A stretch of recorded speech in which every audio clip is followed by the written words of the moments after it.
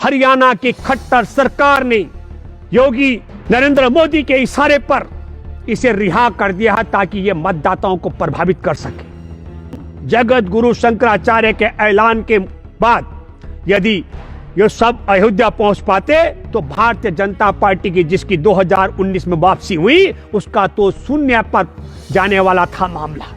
अभी उत्तर प्रदेश में रैली थी प्रधानमंत्री की, तापमान 18 डिग्री था, वर्षा मौसम फर्स्ट क्लास था, बारिश नहीं हो रही थी, लेकिन लोग सुनने नहीं आए, इसलिए प्रधानमंत्री उस रैली में जाने का साहस नहीं कर पाए।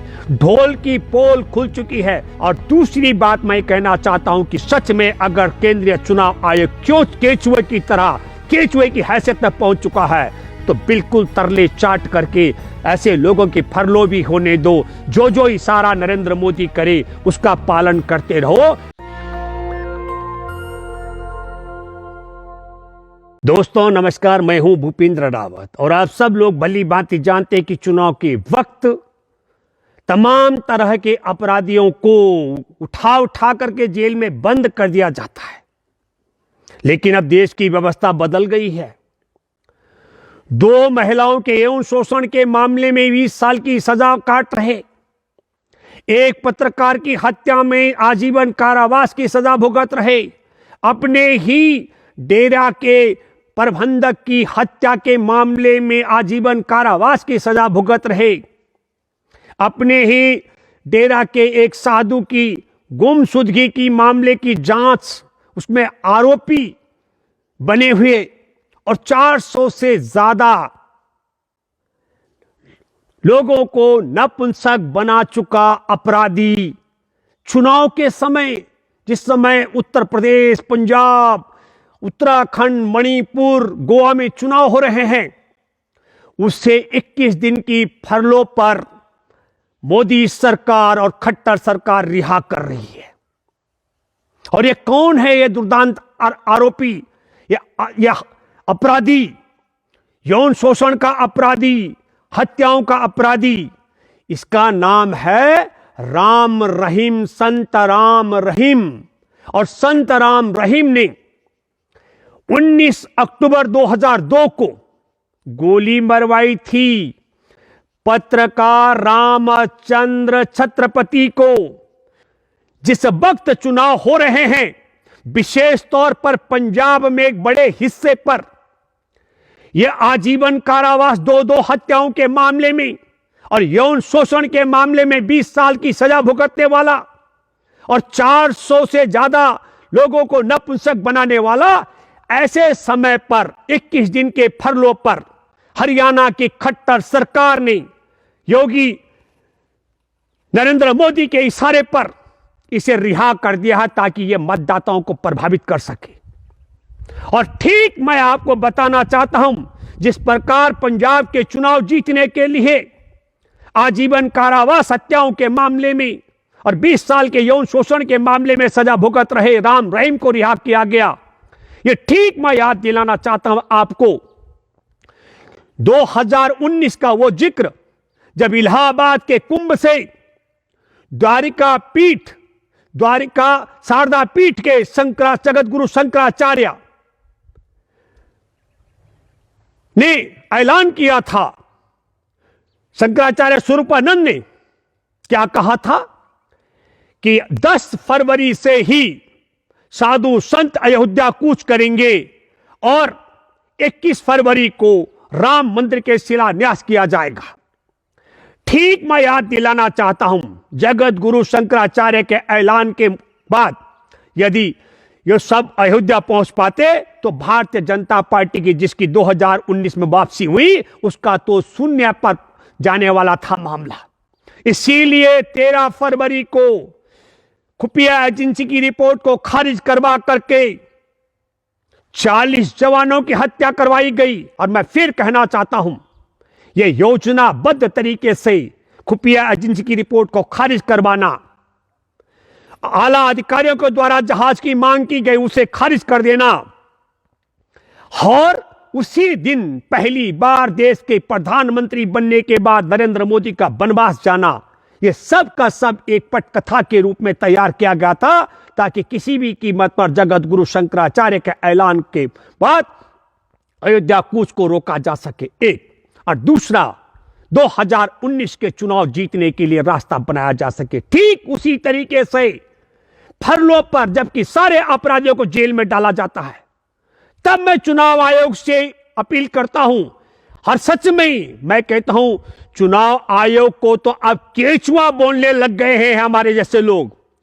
केचुआ अगर जिंदा है तो ये आजीवन कारावास की 2-2 सजा भुगतने वाला यौन शोषण का आरोपी अपराधी, इसको इस समय इसके फरलों को रद्द कराओ।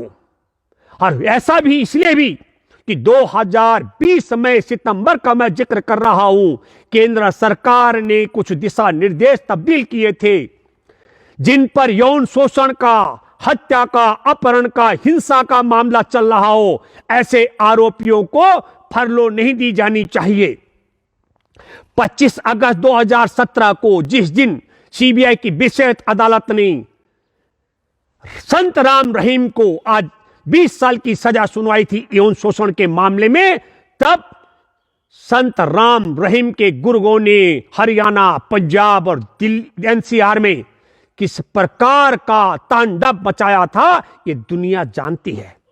और अब चुनाव के लिए ये इसलिए निकाला गया क्योंकि मैं फिर आपको याद दिलाना चाहता हूं, 5 जनवरी को फिरोजपुर में प्रधानमंत्री नरेंद्र मोदी की सभा में 700 लोग नहीं पहुंचे थे। तब नरेंद्र मोदी ने कहा था वापसी जाकर भटिंडा पहुंच करके पंजाब के एक आला अधिकारी को कि अपने मुख्यमंत्री को कहना कि मैं शुक्रिया अदा करता हूं कि मैं भटिंडा एयरपोर्ट पर जिंदा पहुंच गया हूं। अभी उत्तर प्रदेश में रैली थी प्रधानमंत्री की, तापमान 18 डिग्री था, वर्षा मौसम फर्स्ट क्लास था, बारिश नहीं हो रही थी, लेकिन लोग सुनने नहीं आए, इसलिए प्रधानमंत्री उस रैली में जाने का साहस नहीं कर पाए। ढोल की पोल खुल चुकी है, इसलिए मैं अपील करता हूं एक केंद्रीय चुनाव आयोग से कि यदि अपनी भूमिका आप जिंदा हैं तो इस समय इस अपराधी को, इसकी फरलों को रद्द कराओ। और दूसरी बात मैं कहना चाहता हूं कि सच में अगर केंद्रीय चुनाव आयोग क्यों केचुए की तरह, केचुए की हैसियत में पहुंच चुका है, तो बिल्कुल तरले चाट करके ऐसे लोगों की फरलो भी होने दो। जो जो इशारा नरेंद्र मोदी करे उसका पालन करते रहो, क्योंकि हो सकता है कि केंद्रीय चुनाव आयोग में बैठे हुए अधिकारी भी, मैं फिर एक बात याद दिलाना चाहता हूं, हमारे देश में लोकतंत्र खतरे में है। इस बात को लिए सड़क पर आने वाले 4 जजों में सुप्रीम कोर्ट के रंजन गोगोई भी थे। वही रंजन गोगोई जो आज एक पालतू की तरह बन बैठे हैं, क्योंकि पेगासस की जासूसी के चपेट में आने के बाद रंजन गोगोई की बोलती बंद हो गई है। तो हो सकता है कि पेगासस की जासूसी के दायरे में केंद्रीय चुनाव आयोग के अधिकारी भी होंगे। उस कुर्सी पर बैठे हो मिस्टर तुम चुनाव आयोग में, जिस पर टीएन शेषन भी बैठे होते थे। तो कुछ नहीं तो शर्म करो, इतनी तो शर्म आनी चाहिए कि टीएन शेषन के वारिस हो। उठाओ, अपनी ताकत का उपयोग करो और ऐसे आरोपी अपराधी का फरलों को रद्द करो, क्योंकि यह चुनाव में जो गिरफ्तारी के समय सजा के ऐलान पर दंगे और फसाद करा सकता है। यह बात मैं इसलिए भी कह रहा हूं कि अपने डेरे के लिए जो चिट्ठी लिखी गई थी 25 जनवरी के कार्यक्रम के लिए, इस बलात्कारी के द्वारा, इस हत्यारे के द्वारा, उसमें साफ साफ लिखा गया था कि इसको फरलो मिलने वाली है। इसका मतलब है कि नरेंद्र मोदी और हरियाणा के खट्टर सरकार में बैठे आला अधिकारियों के माध्यम से इसको सूचित कर दिया गया था कि तुम भाजपा के लिए बैटिंग करोगे तो भाजपा तुम्हारे को फरलो के लिए बाहर भेजेगी 21 दिन के लिए। और फिर मैं कहना चाहता हूं यह केंद्रीय गृह मंत्री के द्वारा तय किए गए अपने ही उन दिशा निर्देशों का उल्लंघन है, हरियाणा सरकार कर रही है, जिनमें साफ कहा गया है कि यौन अपराधी, हत्या, अपहरण और हिंसा में शामिल आरोपी को, अपराधी को आरोपी नहीं, सजा भुगत रहे अपराधी को फरलो नहीं दी जाएगी। इसलिए मैं आप सब लोगों से अपील करता हूं कि किस प्रकार की हरकत भाजपा और संघ परिवार कर रहा है, इसको सबक सिखाने के लिए सब लोग एकजुट हों। धन्यवाद। जय हिंद, जय जवान, जय किसान। नेशनल दस्तक की आपसे गुजारिश है कि अगर इसको बचाना चाहते हैं तो नेशनल दस्तक को सब्सक्राइब करने के लिए रेड कलर के सब्सक्राइब बटन को दबाएं, फिर बेल आइकन की घंटी दबाएं। नेशनल दस्तक को बचाने के लिए बहुत जरूरी है कि हर खबर को शेयर करें, लाइक करें, कमेंट जरूर करें।